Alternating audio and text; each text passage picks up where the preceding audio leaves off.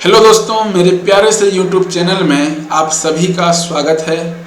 उम्मीद करता हूँ आप सभी व्यस्त होंगे, मस्त होंगे, अच्छे से पढ़ाई करते होंगे और साथ ही साथ जो है इंटरटेनमेंट भी करते होंगे। तो इसके पहले हमने जो है शून्य कोटि की अभिक्रिया देख लिया। अभिक्रिया की कोटि किसे कहते हैं ये भी हमने कवर कर लिया। अभिक्रिया की कोटि और अणु संख्यता में अंतर क्या होता है इसको भी हमने यहाँ पर कवर कर लिया है। तो अब जो है हम लोग पढ़ेंगे यहाँ पर प्रथम कोटि की अभिक्रिया। और प्रथम कोटि की अभिक्रिया जो होती है वह एक बार मेंस में डायरेक्ट प्रश्न पूछा गया है। तो हम यहाँ पर आज जो है प्रथम कोटि की अभिक्रिया को कवर करेंगे। क्लियर है दोस्तों? तो चलिए आगे बढ़ते हैं। सबसे पहला जो है प्रथम कोटि की अभिक्रिया का डेफिनेशंस क्या होता है, परिभाषा यहाँ पर क्या होती है देख लेते हैं। जब अभिक्रिया की दर, आप लोग लिखेंगे, जब अभिक्रिया की दर अभिकारक की सांद्रता के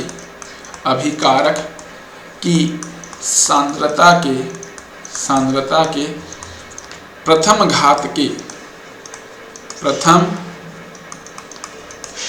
घात के बराबर होती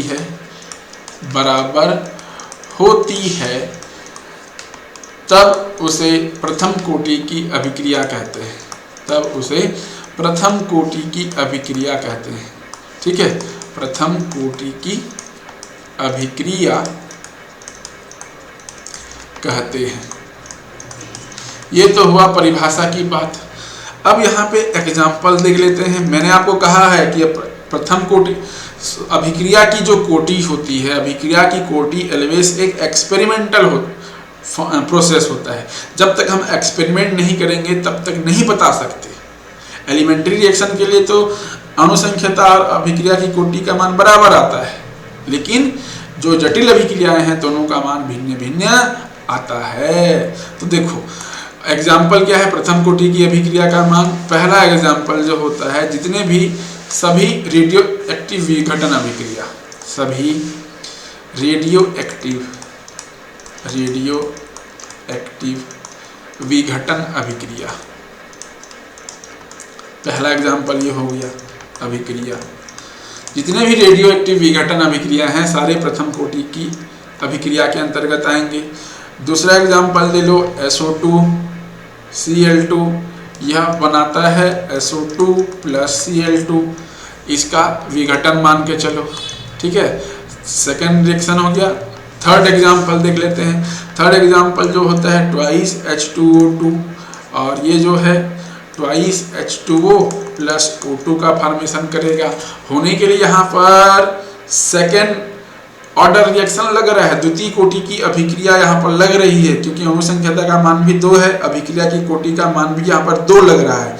लेकिन इसके लिए जो है अभिक्रिया की जो कोटि है वो 1 आती है। मैंने आपको कहा है कि एक्सपेरिमेंटल प्रोसेस है अभिक्रिया की कोटि। जब तक एक्सपेरिमेंट नहीं करेंगे तब तक नहीं बता पाएंगे। तो ये 3 एग्जाम्पल हो गए अभिक्रिया की कोटि का। ठीक है, चौथा एग्जाम्पल आप ये भी लिख सकते हो। चौथा एग्जाम्पल में आप लिख सकते हो एस्टर का जल अपघटन, और एस्टर का जल अपघटन भी मैंने आपको बता रखा है। एस्टर का जल अपघटन, इसमें क्या बनता है, एसिड बनता है और अल्कोहल बनता है। तो एस्टर का जल अपघटन ये भी प्रथम कोटि की अभिक्रिया के अंतर्गत आता है। मतलब हमें ऐसा लगता है कि अभिक्रिया की कोटि का मान 2 है, लेकिन यहाँ पर अभिक्रिया की कोटि का मान जो होता है 1 होता है। अभिक्रिया की कोटि का मान 1 होता है, और यह एक छद्म प्रथम कोटि अभिक्रिया का उदाहरण है। छद्म प्रथम कोटि अभिक्रिया का उदाहरण है। मतलब हमें ऐसा लगता है कि अभिक्रिया की कोटि का मान 2 है, लेकिन वास्तव में अभिक्रिया की कोटि का मान 1 होता है। आई होप ये चीज़ आपको समझ में आई होगी। एक चीज़ और क्लियर कर लो, जो एलिमेंट्री रिएक्शन होता है साधारण अभिक्रिया, एक होता है जटिल अभिक्रिया और एक होता है हमारा साधारण अभिक्रिया। दोनों में क्या अंतर होता है? जो एलिमेंट्री रिएक्शंस होता है यह एक स्टेप में कंप्लीट होता है, वन स्टेप प्रोसेस होता है, ठीक है। एक चरण में कंप्लीट हो जाता है, यह एक चरण में ये कंप्लीट हो जाता है। और ये जो होता है टू और more than two step process होता है, more than two step process होता है।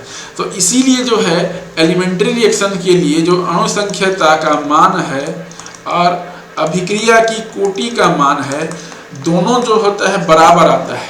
लेकिन मैं जटिल अभिक्रिया के लिए निकालने जाऊं तो अणुसंख्यता का मान और अभिक्रिया की कोटि का मान, दोनों का मान जो है यहाँ पर बराबर नहीं होता है।